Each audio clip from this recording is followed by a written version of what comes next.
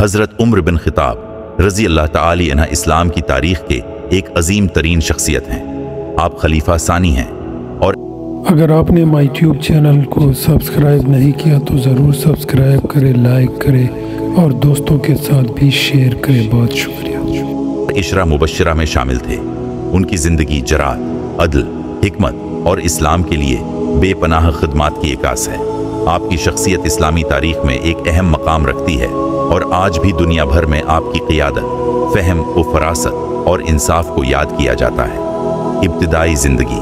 حضرت عمر بن خطاب رضی اللہ عنہ کا تعلق قریش کے قبیلے بنی عدی سے تھا۔ آپ 573 میں مکہ میں پیدا ہوئے۔ آپ کے والد کا نام خطاب بن نفیل اور والدہ کا نام حنتمہ بنت ہاشم تھا۔ آپ کا خاندان قریش کے معزز قبائل میں شمار ہوتا تھا۔ حضرت عمر بچپن سے ہی غیر معمولی ذہانت، بہادری اور فصاحت و بلاغت کے مالک تھے۔ جوانی میں آپ نے عرب کے دستور کے مطابق گھڑ سواری، تلوار بازی اور کشتی میں مہارت حاصل کی۔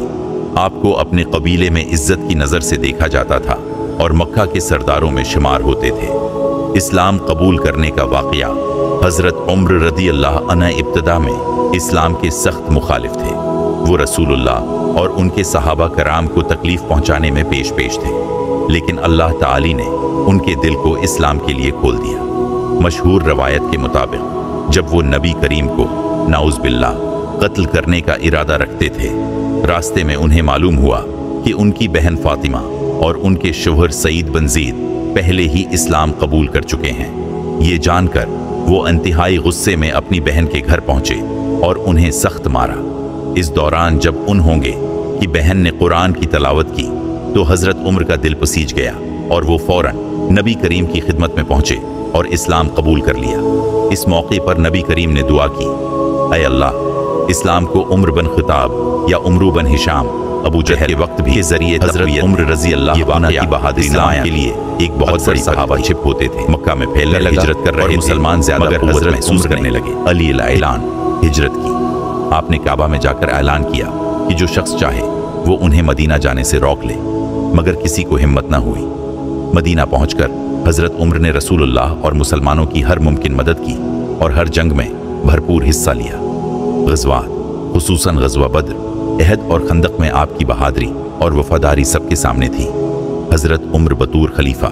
حضرت ابوبکر صدیق رضی اللہ عنہ کی وفات کے بعد حضرت عمر کو 724 میں مسلمانوں کا خلیفہ منتخب کیا گیا۔ ان کی خلافت تقریباً 10 سال سڑسٹ چوہتر پر محیط رہی اور اسلامی سلطنت کی بے مثال ترقی ہوئی۔ حضرت عمر کے دور میں ہونے والی فتوحات۔ حضرت عمر رضی اللہ عنہ کے دور میں اسلامی سلطنت حیرت انگیز طور پر پھیلی۔ آپ کی حکمت عملی، فوجی قیادت اور عدل و انصاف کی پالیسیوں نے اسلام کو دنیا میں پھیلانے میں مدد دی۔ حضرت عمر کی قیادت میں مسلمانوں نے بیت المقدس فتح کیا۔ اس موقع پر آپ خود مدینہ سے بیت المقدس پہنچے اور وہاں کے عیسائیوں سے صلح کا معاہدہ کیا، جس میں غیر مسلموں کو مکمل مذہبی آزادی دی گئی۔ مصر اور شام کی فتح۔ حضرت عمرو بن العاص اور حضرت خالد بن ولید جیسے جرنیلوں کی قیادت میں اسلامی فوجوں نے شام اور مصر فتح کر لیا۔ حضرت عمر رضی اللہ عنہ کا دور خلافت عدل و انصاف کی بہترین مثال تھا۔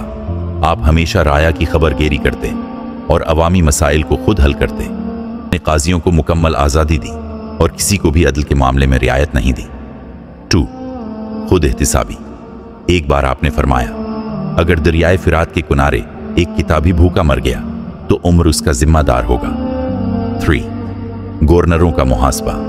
آپ وقتاً فوقتاً گورنروں کا حساب لیتے اور اگر کوئی زیادتی کرتا تو فوراً اس کے خلاف کارروائی کرتے۔ 4. راتوں کو پہرا دینا۔